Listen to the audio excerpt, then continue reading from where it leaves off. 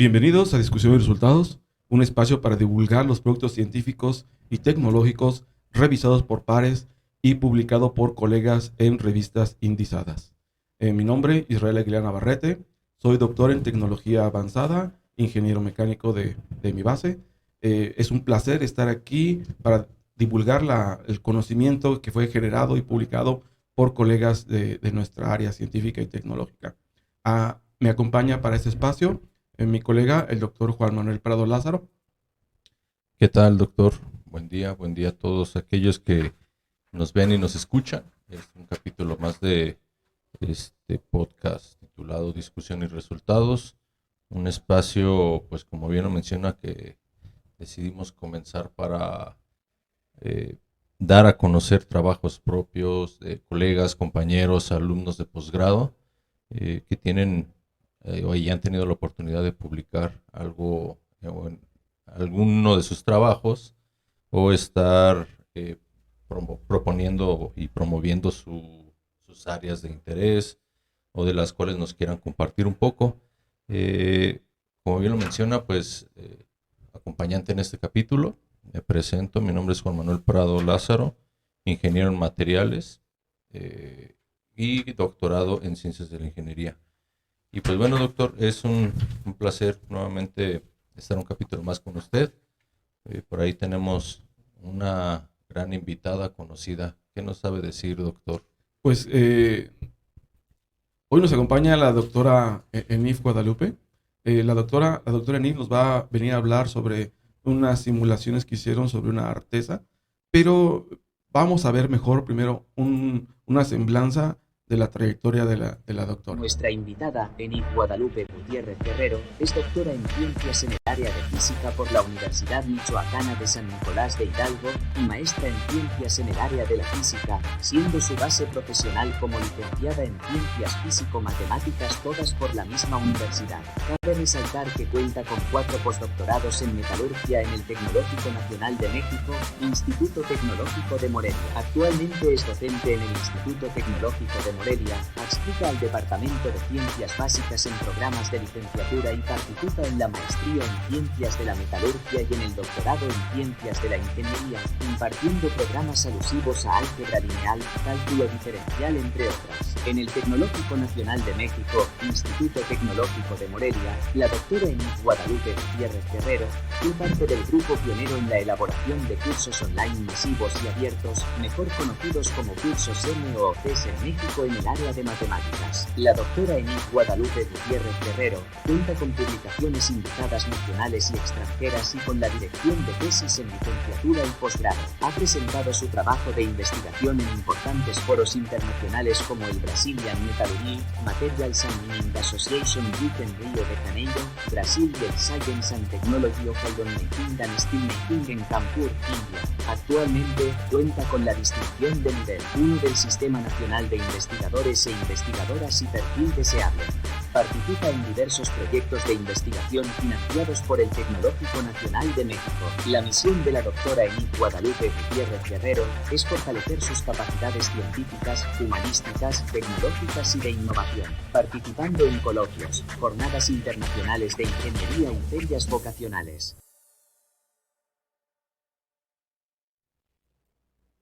Doctora Enif, un placer que nos acompañe el día de hoy. Bienvenida a este espacio de divulgación. Si gusta presentarse con la audiencia. Hola, ¿qué tal? Buenos días. Pues como ya me presentaron, soy la doctora Enif Gutiérrez Guerrero.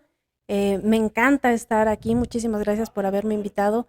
Me pareció muy importante venir a este espacio porque yo creo que son de los pocos espacios que hay dedicados a la publicación, a la divulgación, a la difusión de todo lo que estamos haciendo los investigadores, especialmente aquí en México, ¿no? Y qué importante que ahorita, cuando hay tantos avances tecnológicos, cuando todos los estudiantes, cuando toda la información que estamos buscando, siempre la encontramos fácilmente en Internet.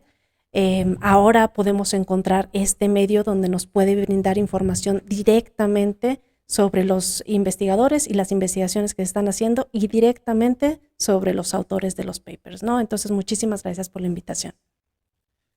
No, al contrario, doctora, igual como lo menciona el doctor, agradecemos su presencia, el tiempo que se toma para pues asistir y venir a platicarnos un poco de su trabajo, de lo más reciente obviamente, pero pues también nos interesa todo lo que ha hecho anteriormente. Por ahí hay varios datos en su semblanza, desde 4 postdoctorados, algunas de sus visitas a diferentes países a presentar. Usted como doctora,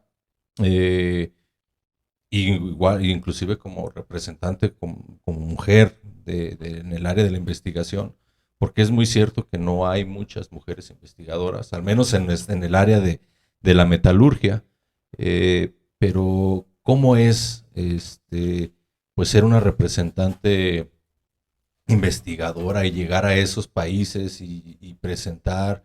¿Qué satisfacción le da? ¿Qué le deja eso?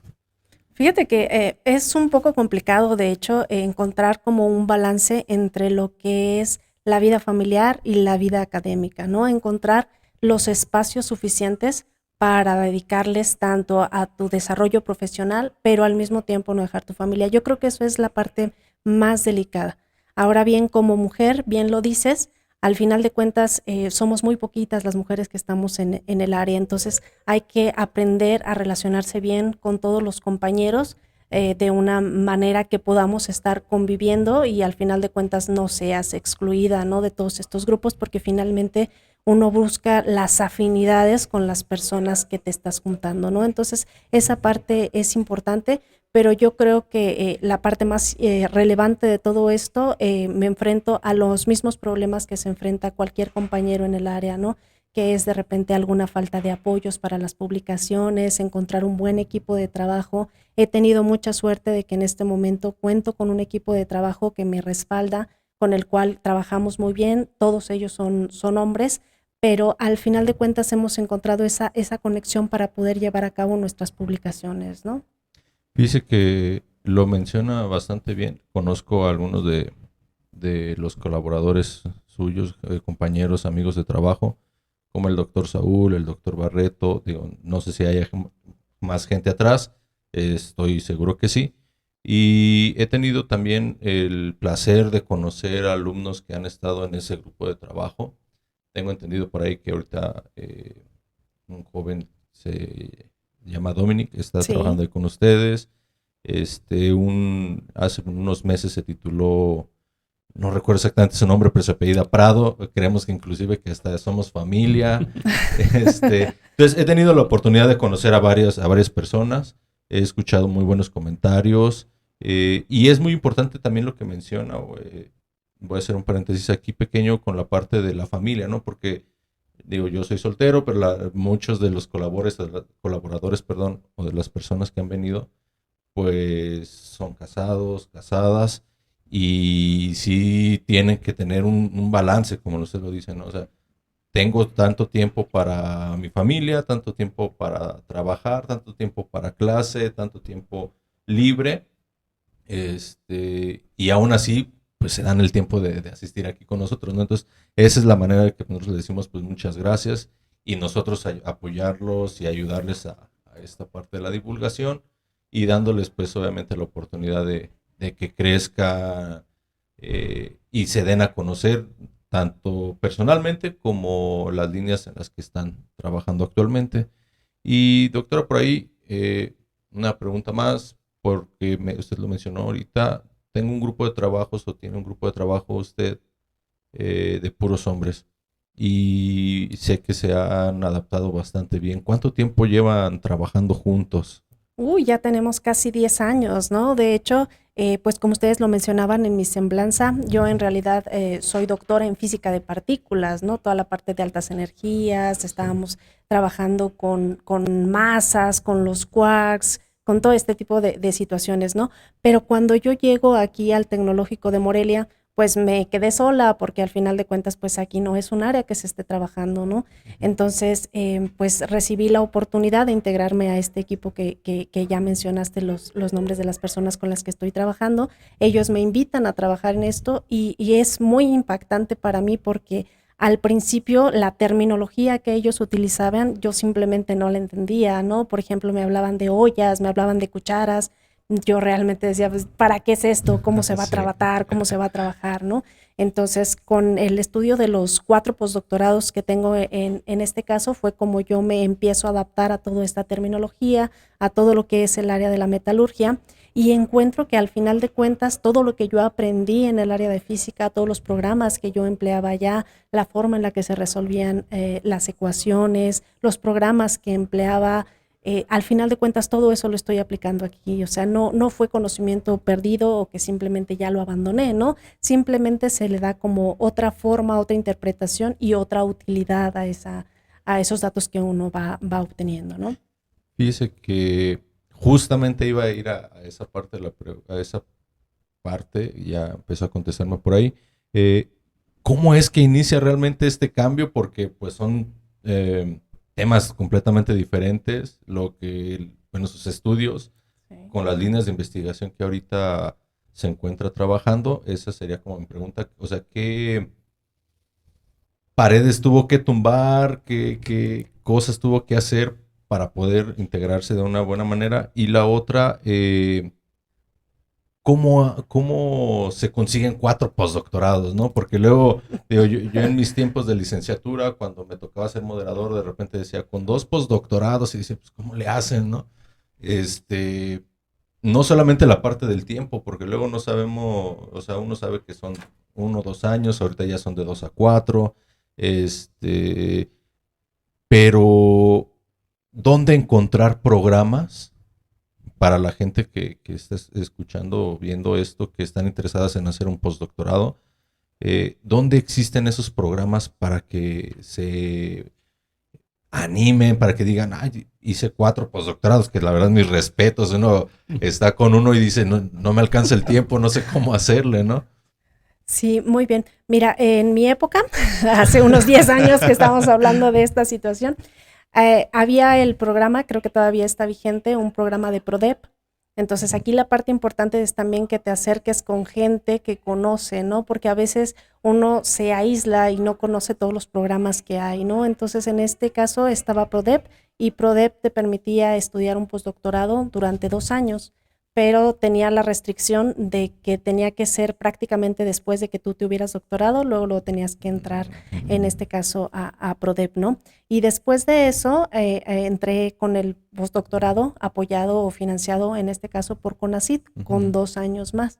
Y para mí estos postdoctorados fueron muy importantes precisamente por el cambio de línea, porque aunque como te lo menciono, los datos que utilizamos, los programas, las interpretaciones, la manera de trabajar es al final de cuentas la misma, pues se aplican en cosas diferentes, ¿no? Entonces hay que envolverse en un círculo completamente nuevo, en una tecnología diferente, en softwares diferentes. Entonces estos postdoctorados pues realmente me salvaron la vida, ¿no? Para poder adentrarme ahora y poder entrar en el SNI, poder seguir con todo este tipo de investigaciones, ¿no? Porque necesitas las armas técnicas para poder estar resolviendo los problemas y para poder estar aportando en estas áreas de investigación, ¿no? Me gustó una parte que me señalas, ¿no? Y me dices que cuáles fueron las barreras que se tuvieron que vencer. Yo creo que la barrera más importante que tuve que vencer en este caso fue el miedo a cambiarme de área, a decir, bueno, ¿yo qué voy a hacer ahora aquí? ¿O cómo me voy a quedar simplemente en una institución sin hacer nada? Finalmente tengo un doctorado, cuestan mucho trabajo los doctorados, cuestan mucho trabajo los postdoctorados. Entonces, decir, ¿qué voy a hacer con esta información? No me puedo quedar quieta, ¿no? Entonces, el miedo es finalmente lo que nosotros tenemos que vencer. Particularmente, acabo de dar una plática ahora en uno de los congresos que hubo aquí en el Tecnológico de Morelia, y entonces hablaba yo mucho sobre el asunto de que tenemos que abordar temas más integradores, no creer que simplemente soy ingeniero eléctrico y nada más me puedo dedicar a cosas de eléctrica, ¿no? O sea, o soy un ingeniero mecánico, soy un ingeniero industrial y que tengo barreras y que tengo cosas que no puedo hacer, ¿no? Porque no es así. En toda el área de la ciencia, en toda el área de la tecnología, no se requieren especialistas nada más en una área, sino se requieren especialistas en muchas áreas. Y eso hace precisamente que los trabajos puedan tener un mayor impacto, un mayor impulso al tener personas que conocen diferentes partes de esto, ¿no? Y esto hace un conocimiento realmente integrador y todos podemos estar participando. Entonces el miedo es lo primero que hay que vencer, ¿no? Sí, lo dice bastante bien. De hecho, aquí mi colega, mi compañero en este podcast, el doctor Israel, no me va a dejar mentir, de carrera de mecánico, su doctorado en totalmente otra cosa, y integrarse a un posgrado también de metalurgia, de materiales, pues sí, digo, cuesta trabajo. Y también menciona algo muy importante, ¿no? El querer aprender y seguir aprendiendo y seguir conociendo. Y al doctor estoy seguro que le debe haber costado también su parte de trabajo, pero lo importante pues es no dejar de estudiar, no dejar de interesarse por las cosas. Pues sí, Juan, tal cual lo dices, yo también tengo un relajo con mi formación, pero mi formación siempre ha sido el área de desarrollo de productos. Nada más que diferentes puntos de vista en diferentes momentos, pero toda mi vida ha sido desarrollo de productos como ingeniero mecánico, como máster, como ingeniero global de productos, como líder de proyectos, y ahora como científico en la complejidad, nada más que mi tema de complejidad, la verdad sí es muy difícil publicar en ese tema porque hay muy pocos lugares especializados en este tipo de trabajos, ¿no? Pero bueno, doctora, hoy vamos a ver su trabajo. El trabajo que usted nos presenta el día de hoy es un trabajo sobre el Deeper Flow Behavior Explanation of Temperature Effects on the Fluid Dynamics Inside a Tone Dish, el cual fue publicado en la revista Fluids de la editorial MDPI. Doctora, le platico más o menos cómo está la dinámica en este podcast. Primeramente, el doctor Juan y un servidor trataremos de explicar a la audiencia un resumen de qué es lo que se trata su trabajo, cómo lo entendimos ese trabajo. Después de esa parte, nosotros le haremos preguntas a las cuales usted puede responder utilizando el tiempo que guste, no se limite. También la parte de ayudas visuales, nosotros le daremos apoyo en las ayudas visuales, tanto con las imágenes como las partes del mismo paper. Siéntase usted libre de tomar el tiempo y explicar y también llamar a la figura que usted guste, ¿no? Para que nosotros le podamos hacer que su presentación sea lo más agradable posible para la audiencia. Juan, entonces, vamos a iniciar Sí. con el Claro que sí, doctor. con el trabajo. Bueno, doctora, pues en su trabajo se afirma que el distribuidor de colada continua no es isotérmico debido a las pérdidas de calor y variaciones de temperatura de la corriente tanto de corrientes de entrada, las cuales generan fuerzas de convección relevantes. Esta condición comúnmente se evita mediante un análisis fluidodinámico cualitativo únicamente. También, doctor, en su trabajo se ve que ustedes buscan establecer las condiciones para las cuales las simulaciones no isotérmicas son mandatorias o para las cuales las simulaciones isotérmicas son suficientes para distribuir con precisión la dinámica de los fluidos dentro de la artesa o distribuidor, cuantificando la flotabilidad y las fuerzas de inercia. A ver, pero Sí, Juan. porque me perdí. No, sí. Sí, ya. El modelo matemático usado es uno basado en la simulación mediante software de dinámica de fluidos computacionales, considerando las ecuaciones Navier-Stokes, el modelo K-epsilon para resolver la turbulencia y la fase discreta usando una representación langradiana para seguir las trayectorias de inclusiones.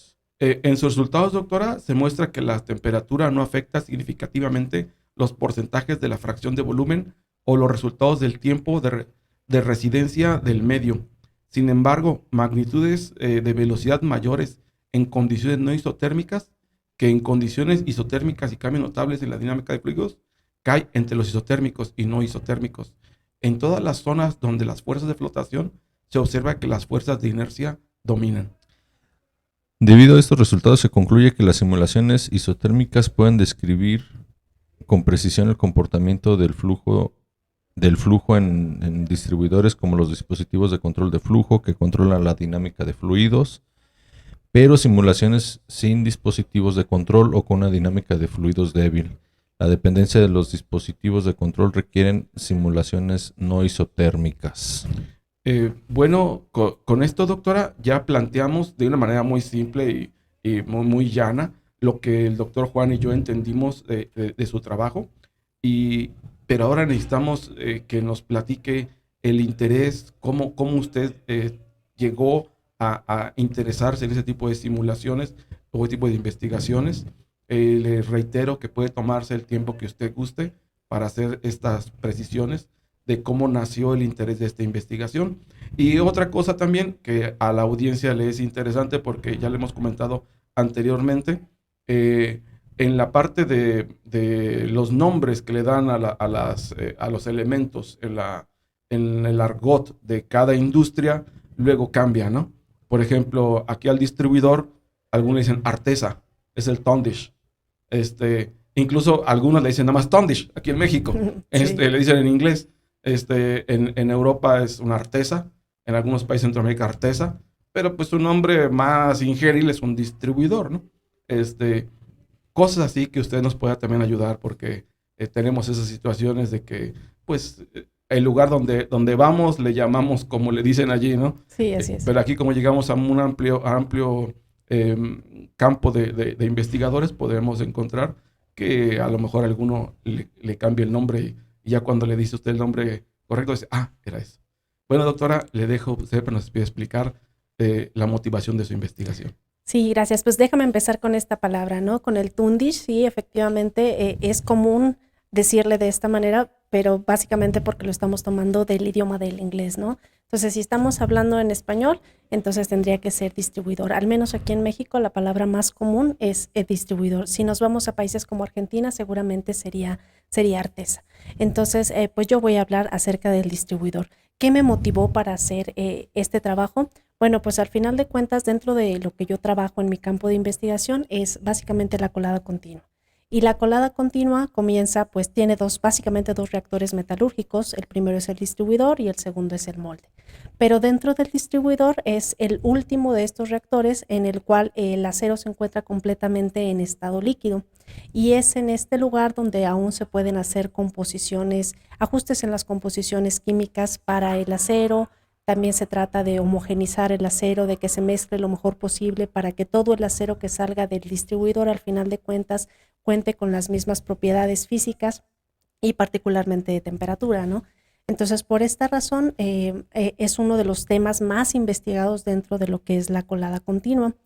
Una de las cosas que se trata de hacer también en el distribuidor es tratar de que todo funcione lo mejor posible. Y para eso se utilizan precisamente los controladores de flujo. Los controladores de flujo no son otra cosa que obstáculos que se encuentran en el paso del acero cuando está en el distribuidor, que tratan de generar ciertos patrones de flujo que sean más benéficos para producir aceros de alta calidad, ¿no?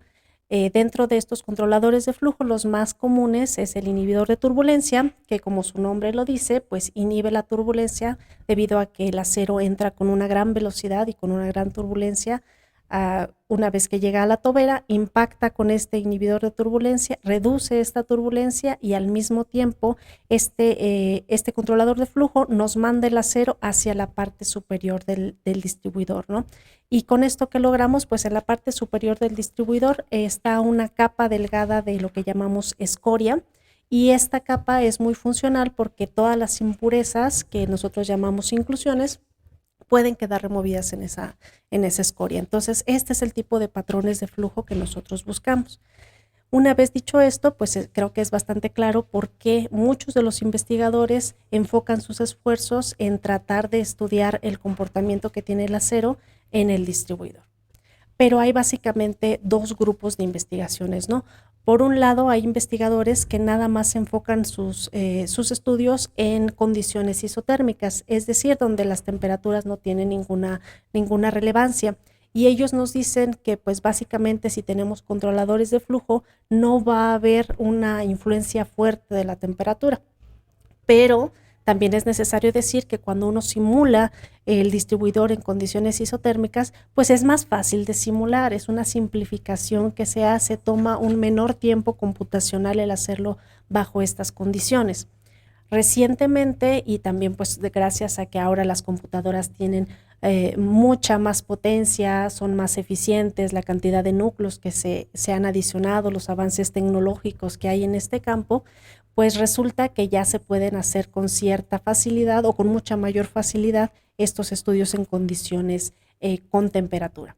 Entonces, esta cantidad de investigadores, mucho menos que las hacen en condiciones isotérmicas, mencionan que aun cuando los cambios en la temperatura sean muy pocos, estos realmente logran modificar todo lo que es la fluidodinámica en el acero. Por lo tanto, las condiciones isotérmicas no serían suficientes para que yo pueda realizar un buen estudio.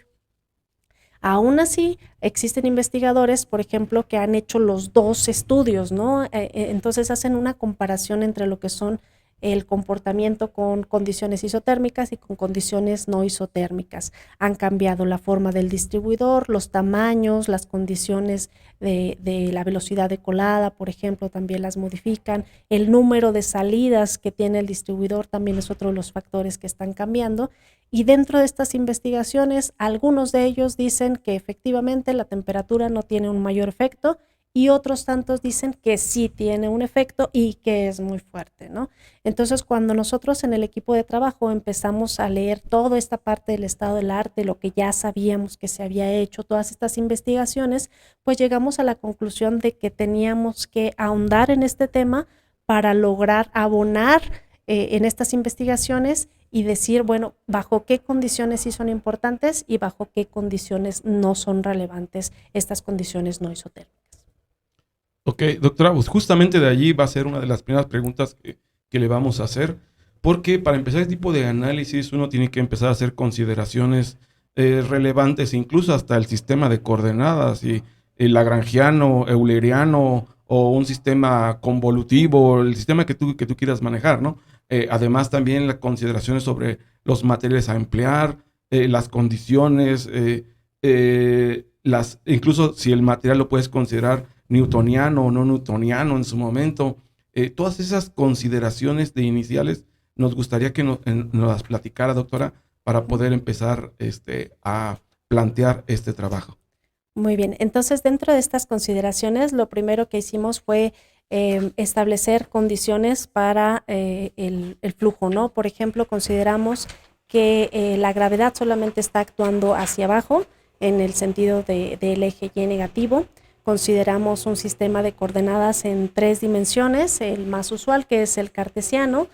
En el caso de las velocidades, por ejemplo, ya una vez que conocíamos la velocidad de colada, calculamos con base en esta velocidad la velocidad de entrada del flujo, de manera que tanto el flujo másico a la entrada y a la salida sean exactamente de la misma magnitud, ¿no?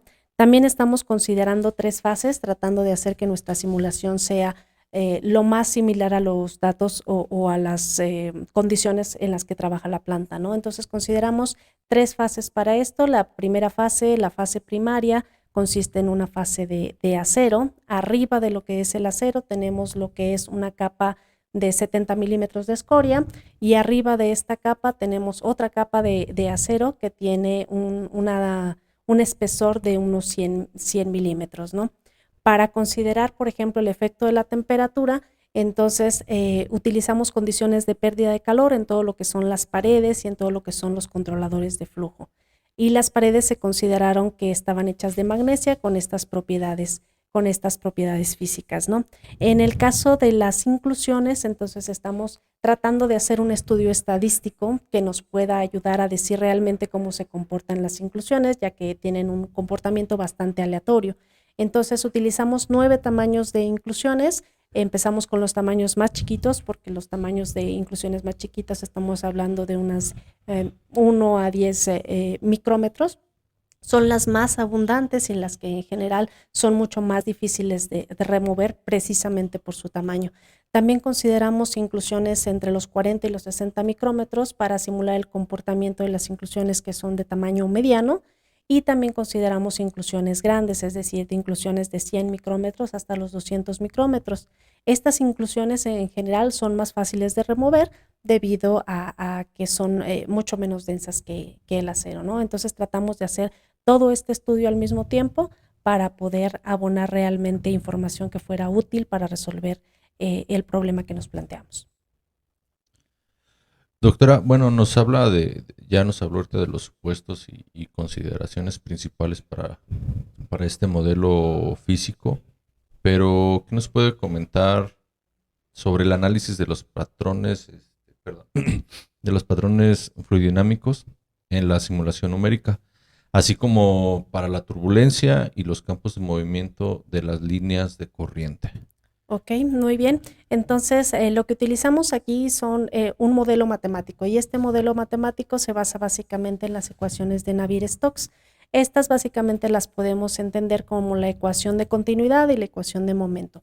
Y en la ecuación de momento lo que tenemos básicamente es, hay un término adicional para poner el término que esté involucrando precisamente a la temperatura, ¿no? En cuanto al modelo de turbulencia que seleccionamos, fue el modelo K epsilon estándar.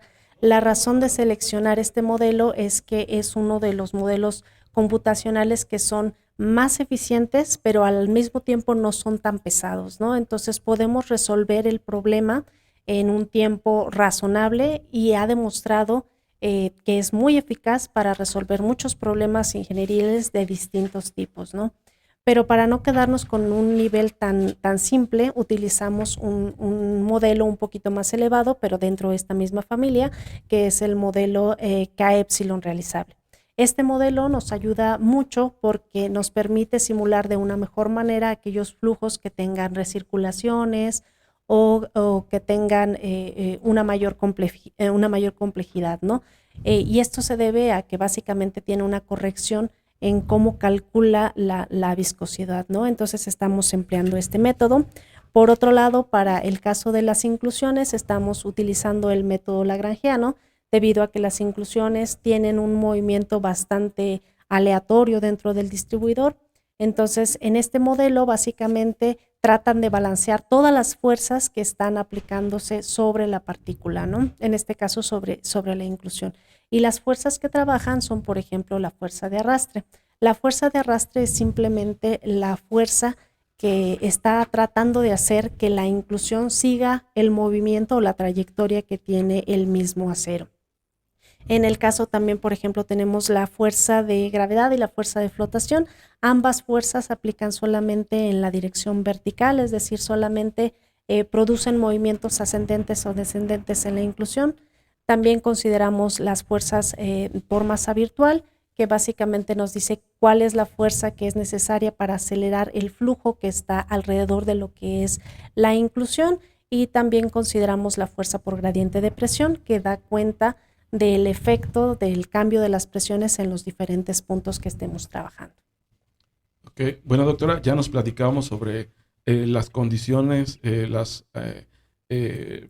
los elementos matemáticos utilizados para modelar el sistema, pero no hemos hablado del sistema.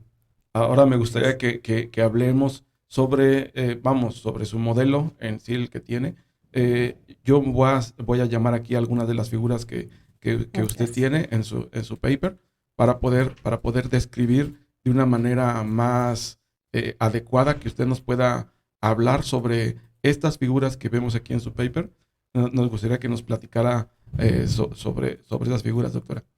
Ok, muy bien. Entonces, este es un punto bastante importante, ¿no? O sea, comenzar con la figura 1, porque a veces esto es lo que, si ustedes en su audiencia tienen alguna persona que no sea tan especialista en este tema, a lo mejor es importante dedicarle un poquito más de tiempo a esta clase de figura, ¿no? Las tres primeras figuras que presento en el paper, ¿no? Entonces, en esta, resulta que cuando están trabajando las empresas acereras, pues ellos tienen su distribuidor, y su distribuidor tiene ciertas medidas, ¿no? Entonces, cuando nosotros queremos resolver algún problema asociado o estudiar algún problema asociado con este distribuidor, se obtienen las dimensiones específicas de lo que es este distribuidor, los controladores de flujo, las posiciones en las que ésta se encuentra dentro del distribuidor. Esto es lo que a nosotros nos pasa, ¿no? Una vez que nosotros tenemos esta información, con la ayuda de software especializado, podemos reproducir esto en 3 dimensiones. Entonces ya podemos tener una imagen prácticamente como si nosotros la estuviéramos viendo en la empresa directamente, ¿no? Y aquí esta figura que estás mostrando en este momento es lo que se conoce como la malla. Una vez que nosotros ya tenemos nuestro sistema dibujado, entonces procedemos a hacer la malla. Y es que nosotros vamos a poder conocer cualquier variable que necesitemos. Por ejemplo, podemos ver los tiempos de residencia, podemos también estar viendo pues qué velocidades tiene, si hay zonas muertas, cómo está funcionando el distribuidor. También podemos conocer la densidad, la turbulencia, cualquier magnitud física que nosotros requiramos. Pero al final de cuentas solo lo podemos conocer en estos elementos, en estas celdas que es la malla, este cuadriculado que nos mostrabas ahí en la imagen, ¿no? Y este es el principal reto que nosotros tenemos a la hora de simulación antes de llegar a la parte de resultados. Y es que si nosotros hacemos una malla muy chiquita que tenga una cantidad de elementos bastante alta, se supone que vamos a poder resolver el problema, vamos a poder entender la fluidodinámica, vamos a poder ver el comportamiento mucho mejor, entenderlo mucho mejor, descubrir a detalle cualquier cosa que esté pasando básicamente ahí en el distribuidor. Pero al mismo tiempo, si tengo una malla con una gran cantidad de elementos, pues el tiempo que me va a requerir simularlo, el tiempo que yo debo de dejar mi sistema en la computadora antes de poder obtener algún resultado, también se va a incrementar. Entonces necesito también ahí encontrar un equilibrio entre encontrar una malla que tenga la mayor cantidad de elementos que me puedan ayudar a reproducirlo, pero al mismo tiempo que no sean tan extremos como para que me lleve demasiado tiempo emplearlo o llegar a un resultado. Entonces esta parte es como que la más importante, el equilibrio que nosotros necesitamos encontrar ahí en esa generación de la malla. Muy bien, doctora. Bueno, voy a hacer una pequeña preguntita en cuanto a las imágenes, porque no recuerdo ahorita exactamente el nombre, pero algunos estudios de los que hemos platicado aquí con algún otro invitado nos hablan sobre el momento de la salida del acero de la olla al distribuidor y el uso de una busa. Ajá. Había olvidado el nombre, de una busa. ¿Ustedes trabajan con busa, sin busa? Esa sería como primera pregunta. Y para seguir con lo que estamos hablando ahorita, la línea de investigación que resalta la importancia de este modelo físico para el análisis de la dinámica de fluidos. ¿Cómo se realiza el análisis de similitud? ¿Y qué es lo que se considera para obtener un conjunto de trazabilidad entre la simulación y el modelo físico? Aquí voy a agregar otro paréntesis, porque luego mucha gente no sabe a qué se refiere con trazabilidad en la simulación. ¿Nos podría decir un poquito más de esto, por favor? Ok, bien. Entonces, contestando la pregunta, sí utilizamos algo que se llama la busa, que también se le puede llamar tober en este caso. No sé si me pudieras hacer favor de ponerme la imagen que estaba ahí con la malla. Entonces, sería el elemento que está ahí entre B y C, el tubito que sale, ese básicamente sería la busa con la que estamos trabajando en este caso, ¿no? Y con respecto a cómo le vamos a hacer ahora para los análisis y las similitudes, ¿no? Entonces, cuando nosotros trabajamos con un modelo matemático, cualquiera que estemos en el área de la ingeniería, muchas veces, sobre todo los estudiantes, cuando tienen sus modelos matemáticos, no saben si están bien o si están mal, ¿no? Es muy común esta parte en los exámenes, ¿no? Que dicen, pues yo lo resolví, pero no sé si está bien Sí. o está mal, no sé, yo lo resolvía como Dios me dio a entender y pues ahí lo tengo, ¿no? Entonces, bueno, aquí cuando nosotros tenemos un modelo matemático, al final de cuentas puede suceder lo mismo. Podemos partir de asunciones o consideraciones que ya las habíamos platicado, que pueden ser incorrectas o que pueden estar demasiado simplificadas, ¿no? Entonces necesitamos tener alguna manera de saber si estamos bien o estamos mal. Entonces, ¿cómo se hace esto? Se hace mediante un modelo físico.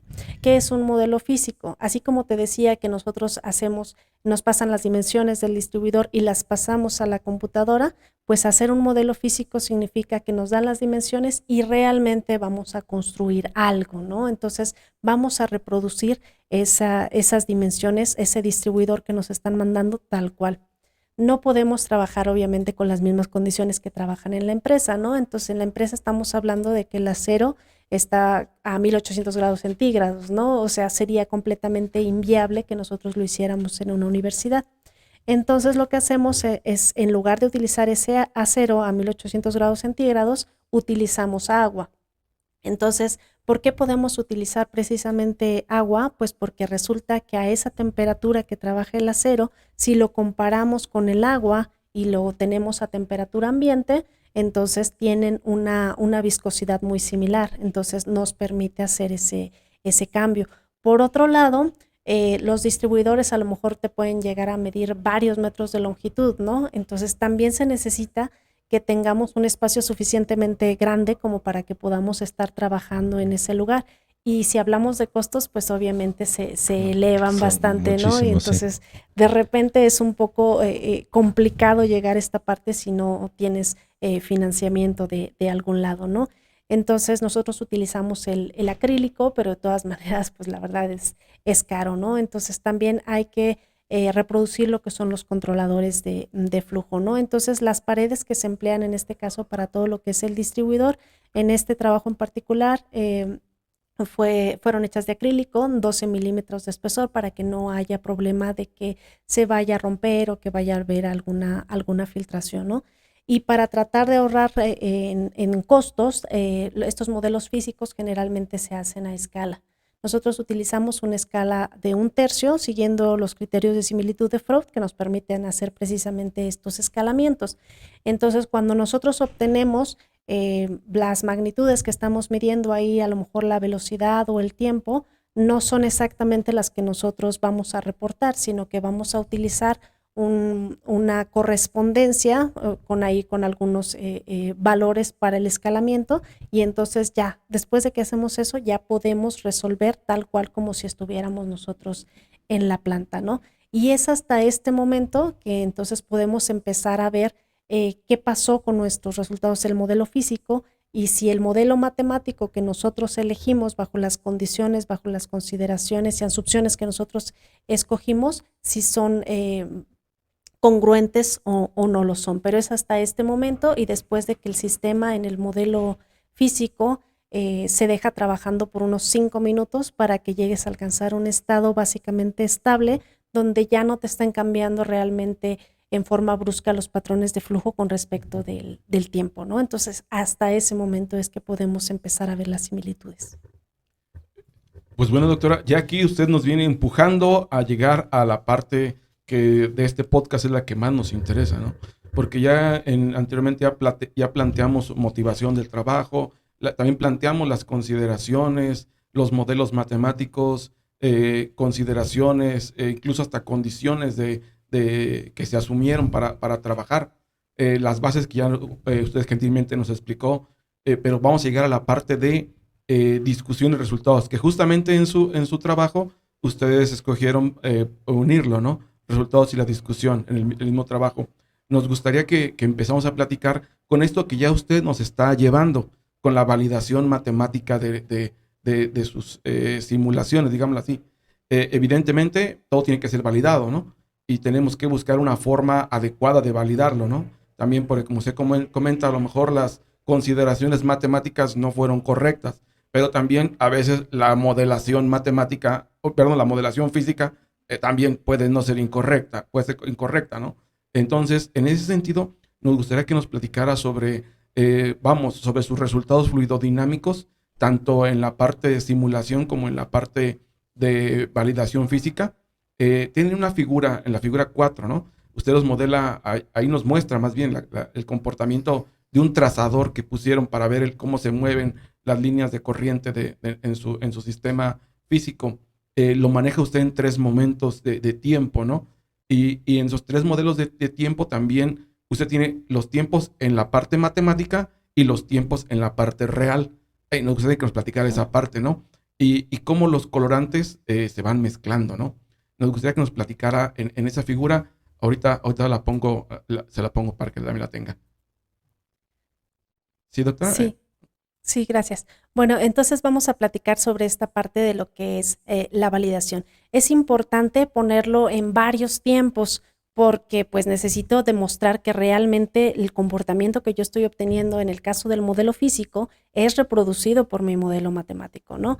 Pero como bien lo mencionabas, los tiempos no son idénticos, y esto se debe a que el modelo físico en este caso está escalado precisamente a 1/3, pero para el modelo matemático utilizamos la escala real, ¿no? Entonces, por eso es que los tiempos no coinciden. Sin embargo, existe un factor de proporción entre los tiempos que yo estoy mostrando en el modelo físico y los que se ven en el modelo matemático. Entonces, es tal cual por el escalamiento, ¿no?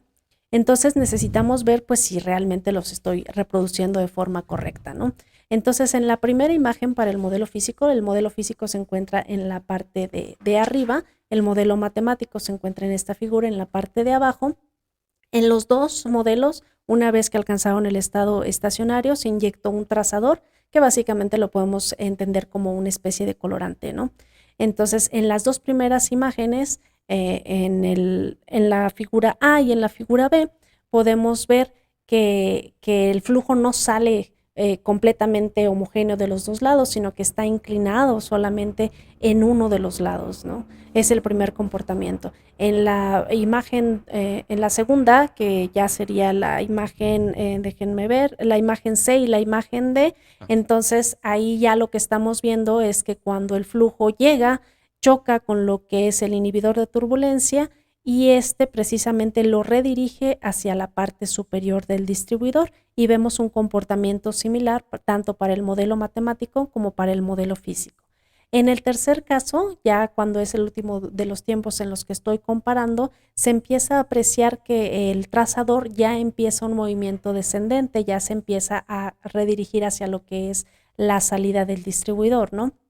Y es exactamente el mismo comportamiento que estoy observando en la parte del modelo matemático. En la parte del modelo matemático, siempre tenemos que tener un poco de cuidado con las escalas que estamos utilizando. Estas escalas de trazador o de concentración del trazador nos indica pues cuánta concentración hay en qué momento. Así que si vemos un color completamente azul, quiere decir que el trazador no está alcanzando todavía estas zonas, ¿no? Y esta parte es importante porque también deben de coincidir los lugares tanto donde hay trazador como donde no hay trazador.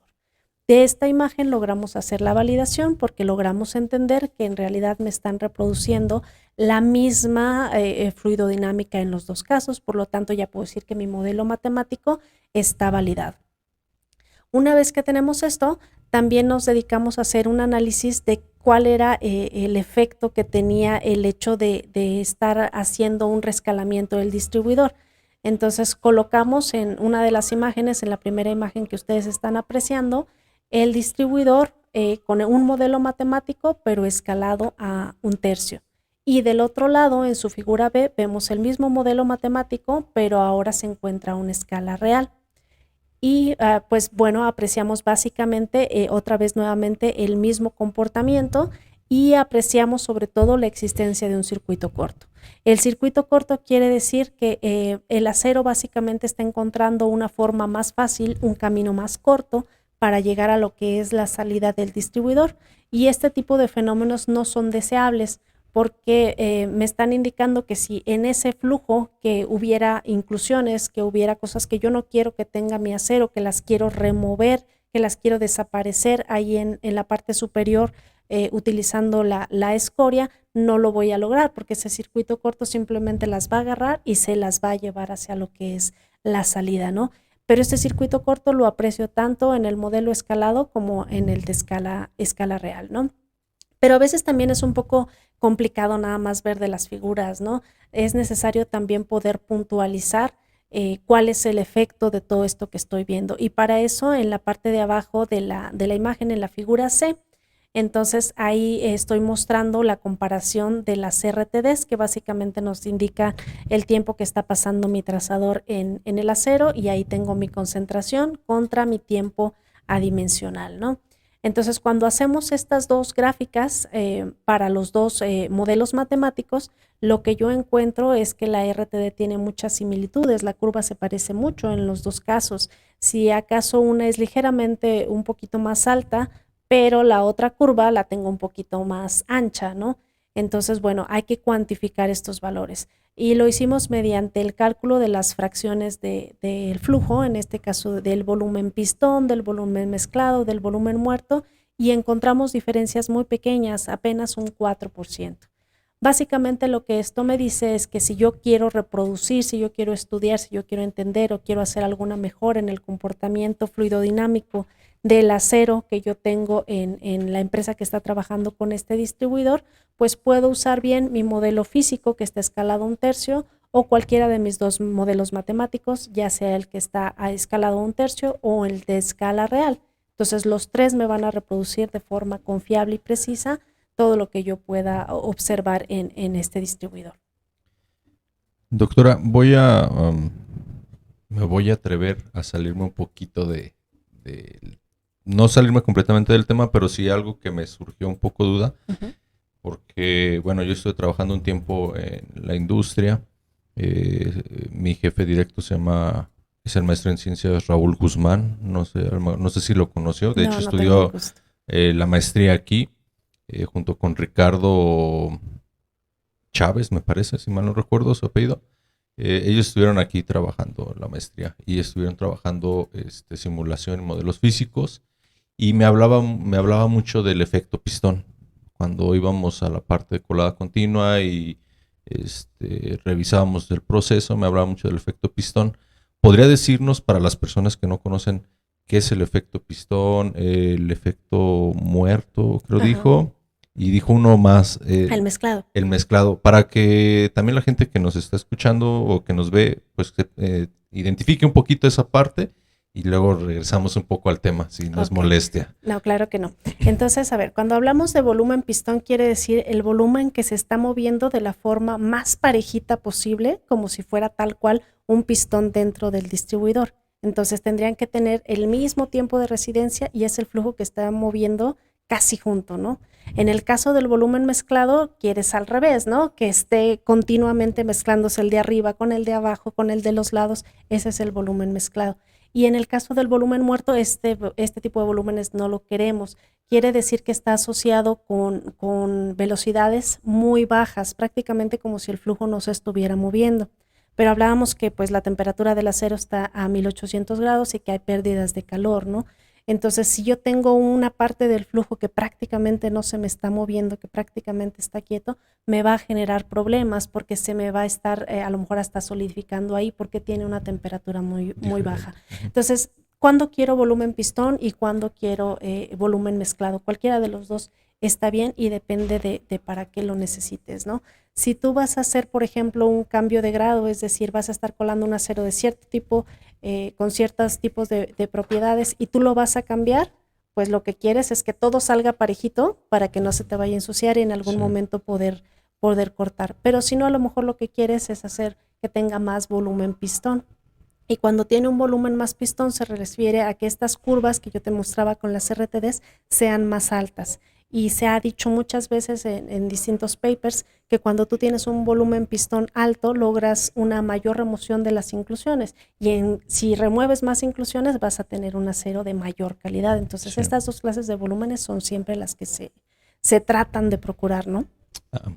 Muchas gracias. Ahora sí, regresando a nuestro... ¿Al guión? Al guión. No lo quería decir así, pero sí, obviamente tenemos un guión. Regresando al guión. Bueno, doctor Nif, en la figura 6 nos muestra pues, la validación de manera cuantitativa para los contornos de concentración en los 3 diferentes tiempos. Y la figura 7 muestra los campos de velocidad en los planos de interés, de estudio. Y se observan ciertas diferencias entre ellos. ¿Nos puede platicar sobre estas diferencias y a qué se deben? Ok, entonces ya cuando estamos en esta figura 7, se refiere básicamente a ya el análisis que estamos haciendo ya en la parte técnica, que es lo que realmente queríamos aportar, ¿no? Entonces, ver la diferencia entre los modelos que tenemos cuando tenemos temperatura y cuando no tenemos temperatura. No sé si me hicieras favor de poner la figura anterior a esta. Exactamente, esa. Entonces ahí tenemos la comparación. Ahora sí pueden visualizar que son exactamente los mismos tiempos porque es el mismo el mismo distribuidor que se encuentra en escala real. La única diferencia es que en la parte de arriba tenemos el distribuidor que no tiene temperatura y en la parte de abajo tenemos un distribuidor que tiene temperatura. Tienen exactamente las mismas mallas. Se corrió de hecho el caso que tiene con temperatura basado primero en el que no tiene temperatura, después se aplicaron las condiciones necesarias para introducir la temperatura y se dejó simulando por más tiempo, por 30 minutos más, para que alcanzara las condiciones estables, ¿no? Entonces, ahora sí podemos analizar aquí el efecto de la temperatura, ¿no? Entonces, si comparamos las primeras dos imágenes, la figura A y la figura D, que están ahí en el mismo tiempo, entonces observamos que el flujo en la parte de entrada, que es donde está la tobera o la busa de alimentación, es básicamente el mismo, ¿no? Ahí podemos ver en color rojo lo que quiere decir que es donde más trazador hay, ¿no? Y cómo se ve más o menos en la misma forma. También podemos observar que en la esquina izquierda tengo ahí una zona completamente azul y la cual se ve exactamente de la misma manera en los dos casos, ¿no? Entonces, realmente en esta primera figura no observo grandes diferencias, salvo que en la parte del trazador que se está moviendo cerca de lo que es la superficie libre o el nivel del baño, el acero pareciera, o el trazador en este caso, parece que se está moviendo un poquito más rápidamente que el acero que ocurre en el caso sin temperatura, ¿no? Pero si observamos las siguientes figuras, en este caso la figura B, la E, la C y la F, entonces ahí sí empezamos a observar cambios significativos, ¿no? No sé si me hicieras favor de regresármela. Perfecto, gracias. Entonces ahí ya empezamos a ver diferencias bastante notorias. Si aprecian en la figura de arriba, entonces ya se ve que el flujo está descendiendo, ya está buscando irse como hacia la salida. Pero en el caso isotérmico, que tiene temperatura anisotérmico, el trazador todavía se está moviendo cerca de la superficie libre, ¿no? Paralela a esta. Y todavía se aprecia más en las últimas dos figuras que tenemos. Entonces, en la parte de arriba vemos cómo el flujo tiende a seguir con este circuito corto que ya habíamos platicado, pero en el caso de mi simulación cuando tiene temperatura, entonces esta sigue moviéndose completamente por la parte de arriba, ¿no? Entonces aquí ya me dice que hay una diferencia significativa entre utilizar un modelo con temperatura o utilizar un modelo sin temperatura, porque el comportamiento del trazador ya se ve diferente. Y ahora sí, vamos a ver la siguiente imagen. Entonces, pues estas partes de cuando explicamos las figuras con contornos, pues son bonitas, son fáciles de ver, son fáciles de observar, pero si queremos verlas a mucho mayor detalle, lo que tenemos que hacer pues es analizar los vectores de velocidad, porque aparte de que me dicen pues tal cual la magnitud de la velocidad, también me indican la trayectoria, ¿no? El comportamiento que yo voy a estar observando en estas imágenes, ¿no? Entonces, nuevamente, cuando empezamos a analizarlas, aquí esta parte creo que no la había mencionado, es importante decirla, se está analizando en 3 planos. Este distribuidor tiene la característica de que no es un distribuidor simétrico. Entonces, en la primera parte voy a analizar cuál es el comportamiento cuando yo hago un plano exactamente a la mitad de la busa de alimentación, luego exactamente a la mitad de la salida, y en las últimas imágenes lo que se puede ver es el distribuidor, pero visto en la parte superior, no al nivel del baño. Entonces, los dos primeros planos son planos verticales y las últimas imágenes corresponden a un plano horizontal, ¿no? Y entonces aquí se puede ver con claridad cómo es que está desapareciendo ese circuito corto y se aprecian con más facilidad las diferencias entre el caso con temperatura y sin temperatura. Porque si ustedes observan las recirculaciones que hay, el flujo ahí que se encuentra en azul, un poquito ubicado después de la zona roja, las posiciones de estas recirculaciones, aunque siguen existiendo en los dos casos, cambian de posición y cambian también en cuanto a magnitud. Aunque en estas 4 primeras imágenes que estamos observando, pues en realidad se ve que la escala de color es muy parecida. Sin embargo, cuando observamos lo que es el plano al nivel del baño, vemos que es muy evidente, aquí sí, que el cambio de temperatura afectó mucho, ¿no? Porque en la parte que yo tengo mi distribuidor completamente isotérmico, observo colores azules, queriéndome indicar que la velocidad es baja. Pero en el caso que yo tengo temperatura, ahí sí se ve con claridad el color amarillo, el color verde que tengo ahí, indicándome que es una temperatura mucho más alta, ¿no? Entonces aquí es donde realmente puedo ver la diferencia entre una simulación simplificada y una simulación pues más realista. Ok, doctora, algo que nos llama la atención también es cuando hay su análisis macro del comportamiento estadístico de las velocidades, ¿no? Uh-huh. Nos resulta interesante cómo utilizar una distribución de Maxwell-Boltzmann para ver las distribuciones, las velocidades, cómo están distribuyendo y comparar uno contra otro. ¿Nos podría usted platicar por qué utilizó ese tipo de distribución? Y además también que nos platicara por qué lo asocia y cómo es que lo asocia en el movimiento del distribuidor. Sí, claro que sí. Entonces, bueno, el primer problema que yo encontré cuando empezamos a hacer estas diferencias entre los comportamientos con temperatura y sin temperatura, pues es que ya los tenía, ya había visto que eran diferentes, pero y ahora el punto era explicarlos, ¿no? O sea, ¿por qué cuando yo le meto temperatura tengo un aumento en la velocidad del flujo, ¿no? Entonces, lo que hicimos fue recurrir a esta distribución de Maxwell-Boltzmann. Esta distribución básicamente lo que nos dice es cuál es la probabilidad de que te encuentres una partícula que esté entre una velocidad v y delta v, ¿no? Entonces, eso es lo que nos indica. Esta distribución de Maxwell-Boltzmann depende de muchas variables, ¿no? Por ejemplo, depende de la temperatura, depende de la velocidad, depende de la constante, precisamente de Maxwell-Boltzmann. Pero en particular, pues yo decía, bueno, vamos a analizar qué es lo que sucede si dejamos todas estas variables fijas y nada más empiezo a cambiar la temperatura. Entonces pusimos todos los parámetros fijos, nada más dejamos que cambiara la temperatura, utilizamos dos temperaturas, una más caliente que la otra. La temperatura más caliente es la asociada a T2 y la más fría a T1. Y entonces vimos cómo se veía mi curva, cómo se comportaba, ¿no? Entonces, cuando hacemos esto, observamos que cuando la temperatura es fría, es decir, esta temperatura T1, mi curva es mucho más alta, pero cae mucho más rápidamente. En cambio, cuando mi temperatura es más alta, el pico máximo que yo obtengo para este tipo de funciones disminuye, pero también se corre hacia la derecha, indicándonos que ahora es más fácil que yo encuentre flujo que está a una mayor velocidad, lo cual me podría explicar el comportamiento que yo estaba visualizando anteriormente, que es el hecho de que cuando yo tenía temperatura, pues el flujo se movía más rápido. Entonces aquí fue donde logramos encontrar la respuesta, ¿no?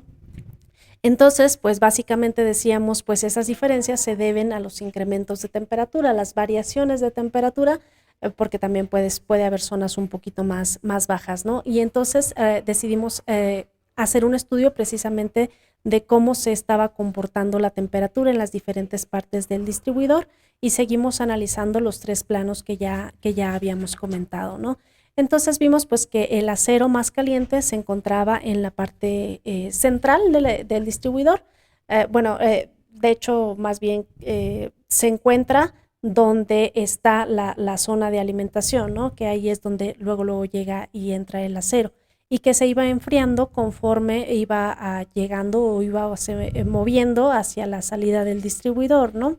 Y con cambios bastante notorios cerca de las paredes, ¿no? Ahí es donde se encontraba el acero más frío.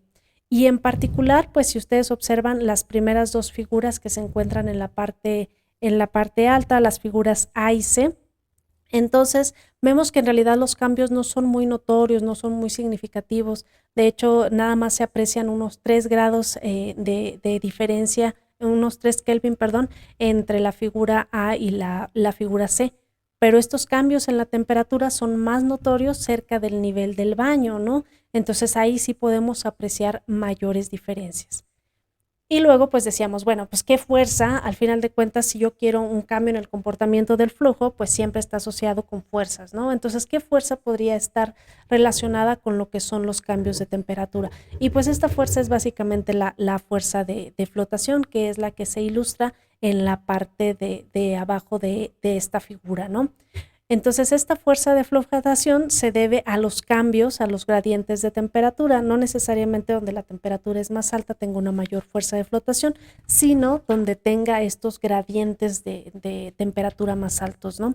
Por lo tanto, si ustedes observan ahí completamente en la zona de alimentación donde está entrando el acero, está en azul, implicando que ahí la fuerza de flotación es muy baja.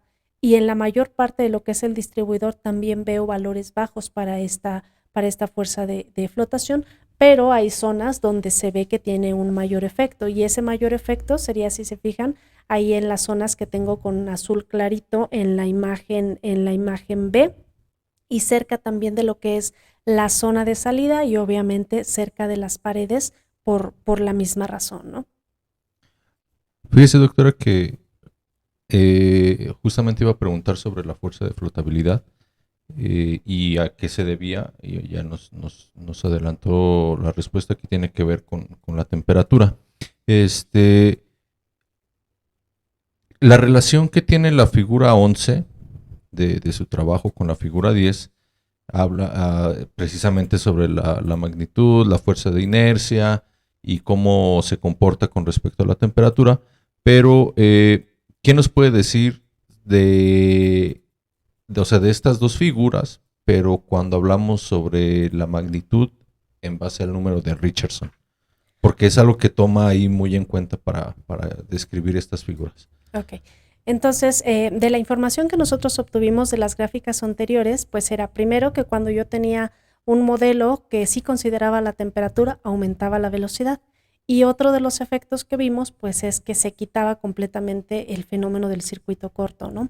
Entonces, el asunto sobre el aumento de velocidad ya lo logramos explicar con esta función de Maxwell-Boltzmann, pero aún me queda tratar de explicar por qué desapareció el circuito corto, ¿no? Entonces, de las fuerzas que son importantes, pues hablábamos de la fuerza que está relacionada con los gradientes de temperatura, que es la fuerza de flotación, pero me queda otra fuerza que también es bastante relevante, que es la fuerza inercial, ¿no? Entonces, la fuerza inercial básicamente es proporcional al cuadrado de la velocidad. Y dado que nosotros hemos estado detectando fuertes cambios en la velocidad, pues entonces fue la siguiente fuerza que empezamos a analizar, ¿no? Entonces, en esta figura, que si no me equivoco es la figura 10, en la figura 10 lo que logramos apreciar en la parte de arriba es la fuerza inercial. En cuanto a las fuerzas de flotación, nada más la pudimos calcular para el caso con temperatura, pues debido a que en el otro no hay cambios por temperatura, ¿no? Entonces, en este caso sí se estudia para los dos casos. En la parte de arriba tenemos para el caso isotérmico y en el caso de abajo tenemos el caso que no es isotérmico, ¿no? Entonces aquí vemos que esta fuerza inercial sí es significativo en básicamente todas las zonas del distribuidor, ¿no? Y vemos nuevamente que en la última de las imágenes, que es la que está en la altura de la superficie libre, ahí sí se ve con mucha claridad. Se ven también en las imágenes anteriores, pero en esta se ve mucho más claramente que ahí tengo nada más colores azules, entonces quizás un verde un poquito oscuro, un color azul quizás, pero en la imagen de abajo, que es el caso que yo tengo temperatura, ahí prácticamente se ve en rojo. Es decir, que esta fuerza inercial realmente es la que me está modificando todo lo que yo necesito hacer, ¿no? Entonces, ¿qué va a ser finalmente el número de Richardson o para qué fue que lo empleamos?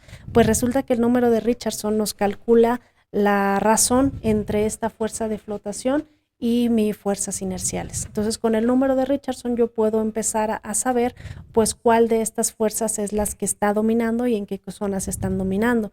Si yo obtengo un número de Richardson que yo digo que es 0 o muy parecido a 0, valores muy pequeños, entonces voy a decir que la fuerza de flotación no me está afectando.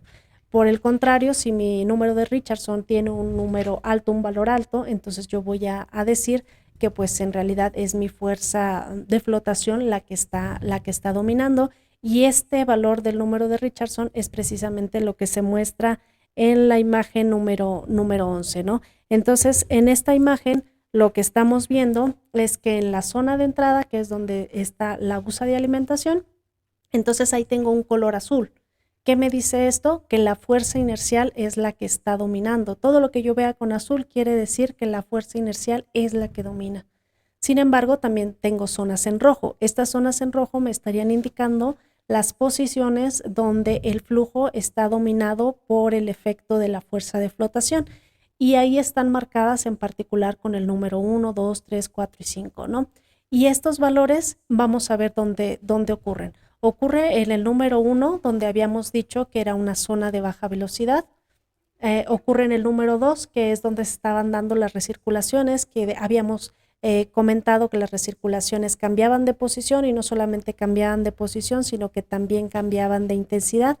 La estamos detectando también cerca de las paredes, que fue precisamente donde dijimos que las fuerzas de flotación tendían a tener un mayor efecto debido a los cambios de temperatura que estábamos observando ahí. Pero básicamente me dice, mira, en la zona de entrada no vas a tener ningún problema. ¿Por qué no tengo problemas ahí? Porque ahí está el inhibidor de turbulencia. El inhibidor de turbulencia es el que está realmente controlando ahí todo lo que yo estoy viendo. Pero si mi fuerza de flotación comienza a ser mucho más grande, entonces es ahí donde yo voy a detectar los cambios entre el caso isotérmico y el caso no isotérmico. Si yo tengo que mi fuerza inercial es la que está dominando, entonces me da lo mismo una simulación con temperatura que una simulación sin temperatura, pero obviamente la que no tiene temperatura voy a terminar más rápido y va a ser mucho más fácil de llevar a cabo, ¿no? Ok. Bueno, doctora, ya hablamos en un momento sobre la fluidodinámica derivada solamente de las velocidades y las geometrías. Ya en estos casos usted está involucrando temperaturas y ya hablando del número de Richards y sus distribuidores. ¿Nos puede hablar de cómo ustedes detectaron las temperaturas? Ya físicamente se habla que utilizaron algunos detectores por resistencia de temperatura, ¿no?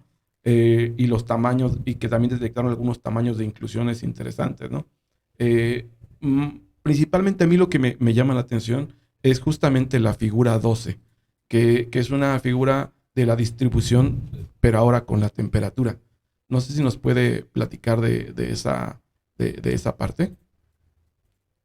A ver si me hicieras favor de Ahí enseñarme tiene la la figura 12, doctora. Ajá.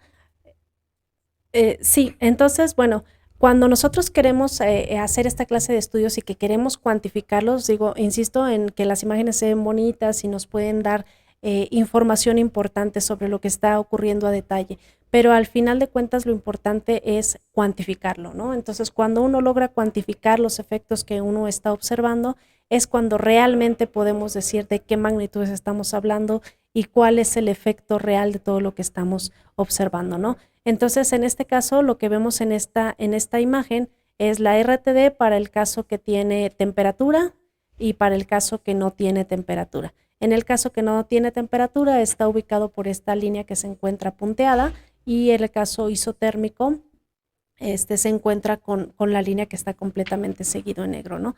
Y vemos que efectivamente una de las curvas está más alta, pero la otra está más ancha. Entonces, bueno, esto es con respecto a las RTDs. Si lo quiero ver tal cual en números, en porcentajes, en algo que yo pueda realmente medir, pues voy nuevamente a lo que son las fracciones de volumen, ¿no? Entonces observamos lo que es nuevamente mi volumen pistón, mi volumen mezclado, mi volumen muerto. Y entonces cuando observamos eso, por ahí a lo mejor si pudieran mostrar la tabla 4, entonces en esa tabla 4 se aprecian estas magnitudes para los diferentes volúmenes, ¿no? En el caso del volumen pistón, el caso isotérmico tiene un 50% y en el caso del no isotérmico tiene un 46%, es decir, realmente la diferencia es muy, muy poca. En el caso del volumen mezclado, la diferencia es de apenas un 1%, en el caso del volumen muerto, apenas un 3%, y lo mismo ocurre en cuanto a los tiempos de residencia. El tiempo de residencia difiere en apenas un 2%. Es decir, que estos efectos que yo estaba señalando, como son los aumentos de velocidad y como es la existencia del circuito corto, en cuanto a lo que son la medición de las fracciones de los volúmenes, no me están afectando en más de un 4%. Ok. Doctora, retomando el tema de la parte de las inclusiones, se sabe que en el artículo Se calculó por detección de temperatura, por resistencia de acuerdo a los tamaños de la inclusión y para los casos tanto isotérmico como no isotérmico. ¿Qué nos puede dar qué nos puede decir de los resultados en cuanto a la remoción de estas inclusiones o qué es lo que sucedió con estas inclusiones? Ok. Entonces, la parte de remoción de inclusiones es bastante relevante cuando nosotros queremos hablar de la calidad del acero que estamos produciendo, ¿no? Entonces, como bien lo mencionas, lo calculamos los porcentajes de remoción de inclusiones en todo el distribuidor para los dos casos. Entonces, lo que obtuvimos son estas imágenes que tú estás observando en este caso ahí, las figuras, y entonces vemos que tienen más o menos la misma línea de tendencia, es decir, para inclusiones chiquitas estamos hablando de alrededor de menos de 60 micrómetros. Vemos que en el caso isotérmico efectivamente logra remover mayor cantidad de inclusiones y esto se debe por la fuerza de flotación, que en el caso que tuvimos con temperatura, pues entonces obviamente aumenta esta fuerza de flotación.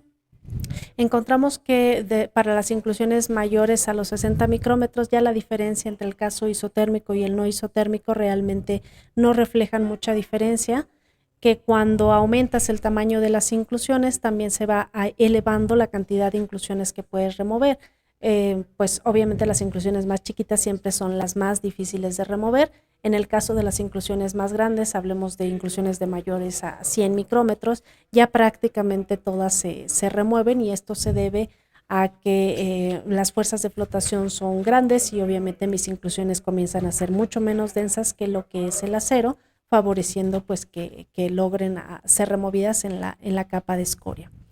Pero aún queríamos saber pues si estos efectos que nosotros habíamos estado observando fluidodinámicamente podrían tener algún impacto sobre las zonas en las cuales se estaba removiendo en la capa de escoria, y para eso en la figura que nosotros observamos del lado derecho, en la anterior por favor, en esta dividimos lo que es la superficie libre, la que está al nivel del baño en el plano horizontal, en 5 zonas para calcular si a lo mejor estos efectos podían estar afectando el lugar donde las inclusiones se removían.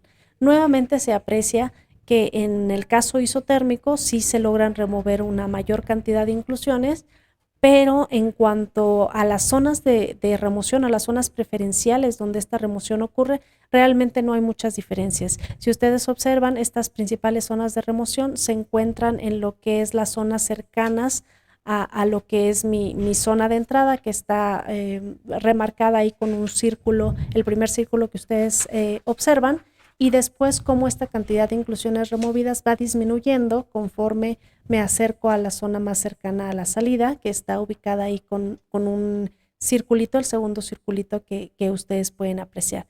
Entonces, estos efectos fluidodinámicos que discutimos realmente no afectaron ni en la cantidad de porcentaje de inclusiones que se lograron remover, ni tampoco en las zonas donde éstas se removieron. Ok. Y también queríamos observar, pues si a lo mejor si lográbamos establecer una cantidad de arranque igual para el caso isotérmico y para el caso no isotérmico, es decir, calcular los porcentajes, pero ahora en términos de las inclusiones que llegaba a cada una de las zonas, podíamos encontrar alguna diferencia. Entonces, esta gráfica nos enseña que efectivamente no tengo mayor efecto en cuanto a las zonas de remoción. Prácticamente el caso isotérmico y el caso no isotérmico me dieron los mismos resultados. Muy bien, doctora. Bueno, vamos a empezar a cerrar esta parte del trabajo que vino a presentarnos, porque pues obviamente nosotros lo sabemos, poca gente también lo ha de saber. Lleva meses, años inclusive poder sacar algún artículo, algún producto de bastante de interés, sobre todo la parte computacional, toda la toma de datos, imágenes, las imágenes correctas, las que realmente pueden ser comparables con un modelo físico. Y pues bueno, lo importante de cada artículo también, aparte de lo que es discusión y los resultados, pues es las conclusiones, porque muchas veces esto es lo que le interesa también a las empresas, ¿no? A mí dime cuál sí, cuál no, y por qué sí, por qué no, y ya. Entonces, pues vamos a pasar a lo que vienen siendo las conclusiones. ¿Cuáles son las principales conclusiones de este trabajo? ¿Y cómo es que llegaron a estas conclusiones, doctora? Ajá.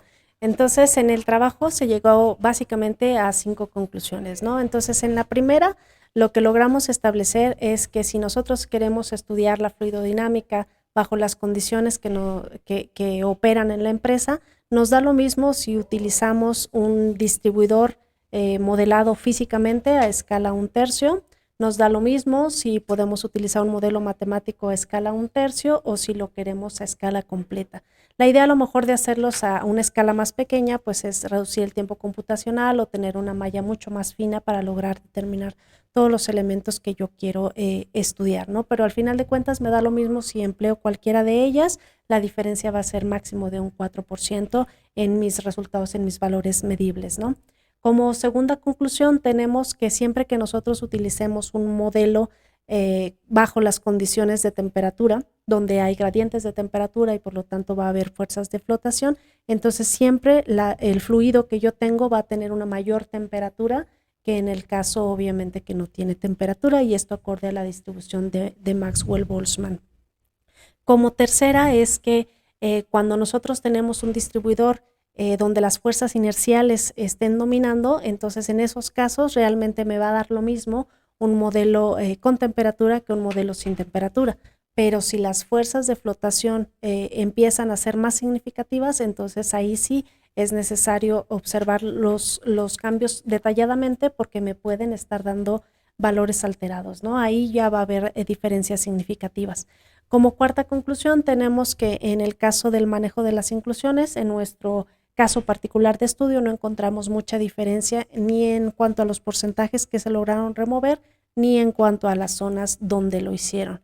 Y como quinta y última conclusión, que yo creo que es la que motivó todo este trabajo, es entender que cuando nosotros tenemos distribuidores pequeños, no va a haber diferencias entre un modelo isotérmico o un modelo con temperatura, siempre y cuando estos controladores de flujo estén dominando lo que es la fluidodinámica. Pero si tenemos un distribuidor más grande, donde tenemos pocos controladores de flujo o donde los controladores de flujo se están espaciando de manera que no tienen un efecto tan dominante o la dinámica es débil, entonces se requiere necesariamente tener una simulación de un modelo matemático con temperatura para poder describir correctamente los resultados o la fluidodinámica que está ocurriendo vaya en el distribuidor.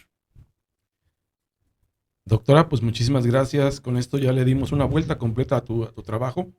La intención de esto es de hacer el más asequible pues a los alumnos y a toda la audiencia el poder conocer nuestro trabajo en detalle e incluso poderlo llevar de manera en audio y escucharlo, y podemos llegar a mejor audiencia. En esta parte también nos interesa que ahora nos hables del futuro y del presente también, sobre en qué estás trabajando actualmente, cuáles son tus líneas de investigación, qué es lo que estás planeando al futuro. Todo esto es como si le quisiéramos estar diciendo a los potenciales alumnos de posgrado que se vengan a trabajar con nosotros, a hacer que ya que se interesaron en el tema y en tu publicación, que sepan qué es lo que viene más adelante y actualmente lo que estás haciendo también. ¿Nos puedes platicar un poquito de esa parte, doctora? Sí, fíjate que tocas un tema bastante relevante, ¿no? Y es el asunto de los estudiantes, ¿no? Porque para todos los investigadores, para toda la gente que estamos trabajando en esta área, sabemos la gran importancia que tienen los estudiantes, ¿no? Son la parte medular que hacen estas investigaciones, ¿no? Son nuestra fuente primaria de vida, es nuestro semillero, es lo que logramos establecer, lo que logramos dejar también para la sociedad, ¿no? Y lograr impactar, tener investigaciones, tener estudios que realmente ayuden en algo a la población, siempre requiere de materia prima, que en este caso son los estudiantes, ¿no? Entonces, ahorita en lo que yo estoy trabajando, pues sigo siendo en la línea de colada continua. Estoy trabajando en un sistema de una busa que se encuentra bloqueada. y cuando esta blusa se encuentra bloqueada es precisamente por las inclusiones o por las impurezas que estábamos trabajando en este artículo, y queremos ver ahora qué es lo que pasa, qué es con el efecto en el molde, que es donde finalmente el acero ya no se va a encontrar en estado líquido, sino que va a comenzar en un estado sólido, ¿no? Entonces estoy aquí en el posgrado de metalurgia y estoy también trabajando en ahora el doctorado en ingeniería, ¿no? Entonces sí, por supuesto, si hay algún interesado, si hay algún estudiante que quiera saber más acerca de todo el proceso de colada continua, encantada, por favor, contáctenme en mis redes sociales. Aquí les voy a dejar alguna información donde me pueden contactar, pero es bien importante que todos ustedes sepan como estudiantes que todos pueden tener una misión bastante significativa, que todos ustedes pueden aportar, a veces independientemente de la carrera que nosotros tengamos como base. Lo que realmente se requiere pues es tener ganas de estudiar, tener la motivación para hacerlo y tener pues muchas ganas de aprender, ¿no? Y de aportar siempre un poquito de todo lo que al final de cuentas el sistema también nos ha brindado a cada uno de nosotros, ¿no? Lo dice bastante bien, doctora, porque, bueno, ahora comparto con ustedes la parte de tener alumnos, de encargarles, oye, lee este artículo, mira, yo encontré, se les deja obviamente la tarea de que ellos busquen, de que aprendan a buscar, y luego les dicen, no, oye, hay que leer los artículos. No, pues sí los leo y leen nada más ahí no, este no me sirve, este sí. Entonces, este es uno de los, ¿cómo decirlo? Objetivos del podcast también, que a través de una plática de algún artículo propio, un artículo suyo, doctora, les interese, les llame la atención para que cuando vean el artículo digan, ya sé de qué me hablan, ¿no? Ahora sí lo leo completamente porque pues, los alumnos, aquí lo hemos dicho, nuestros alumnos a veces ni leen nuestros artículos completamente. Entonces ya con esto mínimo se dan una idea un poco más grande y dicen, ya sé de lo que me va a hablar. Ya le ponen más atención, hacen más énfasis en ciertos puntos. Y pues la verdad eso pues siempre es bueno, es grato. Y esperemos que sí llame la atención y que tenga obviamente más alumnos o inclusive colegas, doctores de otros institutos, otras universidades, que pudieran localizarla. Obviamente vamos a dejar por ahí algunos de los maneras de contactarse. Y pues doctora, yo le quiero agradecer nuevamente por llegar a este espacio, por tenerla aquí, por darse el tiempo, como lo mencionamos muy al principio, para esta entrevista. Esperemos que más adelante con algún otro artículo que quieran ir a presentarnos, pues siempre será bienvenida, ¿no? ¿Nos puede decir, antes de pasar a la despedida, a manera de retroalimentación, qué le gustó, qué no le gustó, cómo se sintió, más que qué le gustó y qué no le gustó, cómo se sintió en este espacio? Y esto pues a manera de retroalimentación para que con los próximos invitados tengamos y podamos crecer también nosotros. Fíjate que me gustó bastante la dinámica, ¿no? Porque nosotros como investigadores, pues parte de nuestra función también es difundir los resultados que vamos encontrando, ¿no? Entonces nos toca ir a exponer a diferentes foros donde tenemos un público ahí sí completamente en vivo, pero la interacción es diferente, porque en aquellos momentos tengo que esperarme ya hasta que di completamente mi plática para esperar el momento en que lleguen las preguntas y tratar de aclarar algunos puntos que quizás no se hayan entendido o algunas dudas que hayan surgido en las personas, ¿no?